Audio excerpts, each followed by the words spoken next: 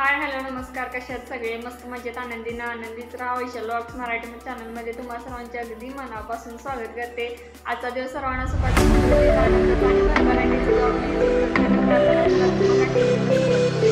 आज सकाळपासून सगळे कामं झालेत. आता ही आहे दुपारची वेळ. मी स्टार्ट व्लॉग करते आता दुपारी. आता भरपूर पाऊस पडायला लागलाय.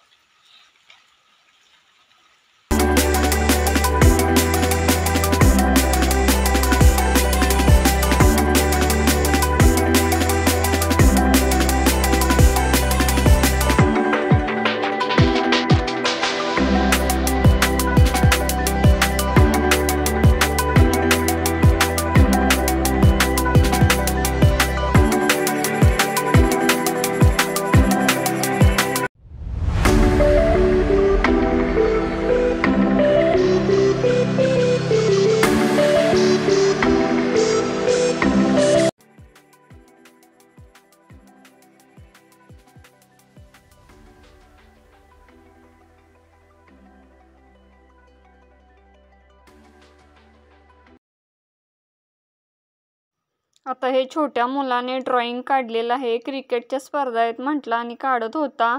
आणि सीताफळं मिस्टरांनी आणलेली आहेत आणि छोटी कंस कवळी आहेत आणि एक पेरू माझ्या सासऱ्यांनी माझ्यासाठी पाठवलेलं आहे.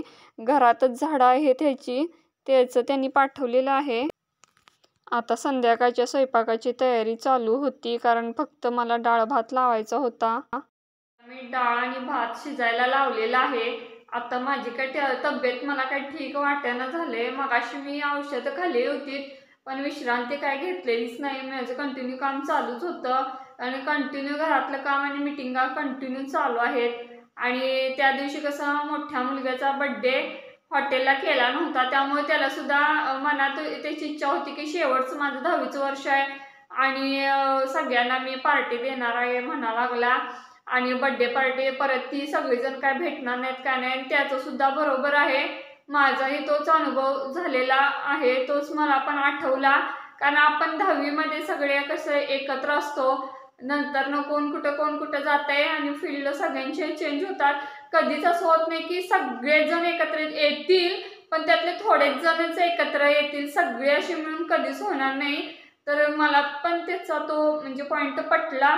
म्हटलं 1 तारखेला होता, कसं गणेश मंडळातच केलता.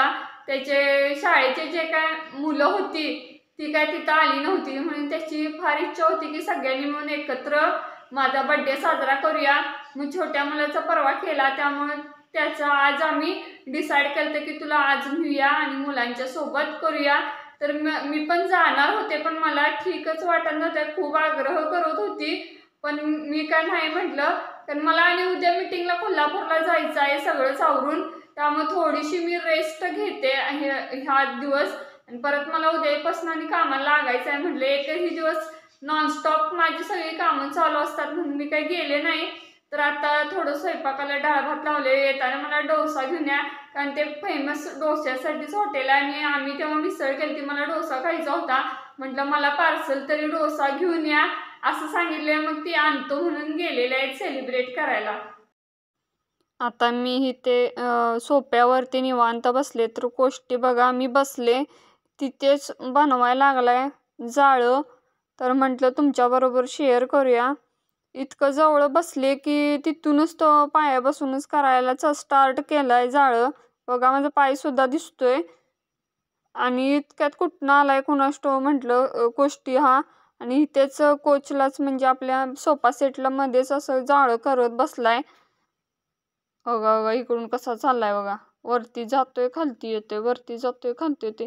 एकच आहे आणि इतकं जवळ बसून पण कसं त्याला समजना, तेच मला समजना. मी म्हटलं आता आमटी उकळायला ठेवल्या तेवढे जरासं बसूया, कारण कसं तर होत होतं मला. तर इतक्यात हा जवळच करायला लागलाय. इथे थांबलेला आहे, स्टॉप झालेला आहे इथेच, कारण मी जवळ कॅमेरा घेतला आहे. त्यामुळे थांबा काय की खालीच येईना तो. बराच वेळ झाला तिथंच बसलाय. तर जवळ इथंच मी बसले आणि गोष्टी कसं बसले तरी इथं जाळं करायला कुठून एवढं शेत आहे तिथून यायला लागलाय तो कुष्ट्याने जाळं करायला लागलाय, तेच तुम्हाला दाखवत होते व्हिडिओमध्ये. इकडे माझा भात पण झालेला आहे आणि आमटी सुद्धा बघू शकता, डाळीचीच नुसता केल्या मी, ती सुद्धा आता झालेली आहे. तर आल्यावर काय तिथं खाल्ल्यानंतर काय जास्त खात नाहीत म्हणून थोडीच केलंय आणि भात आणि आमटी खाणार, ते आल्यावर सगळेजण.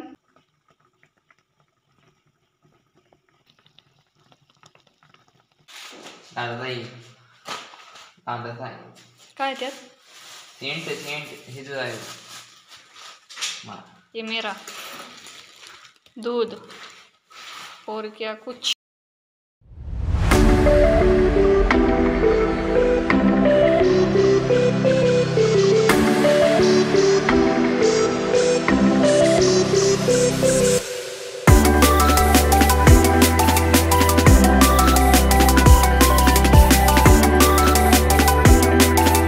तर आजचा व्लॉग इथेच एंड करते. चॅनलवर नवीन असाल तर सबस्क्राईब करा विसरू नका आणि लाईक पण करा. Thank you so much.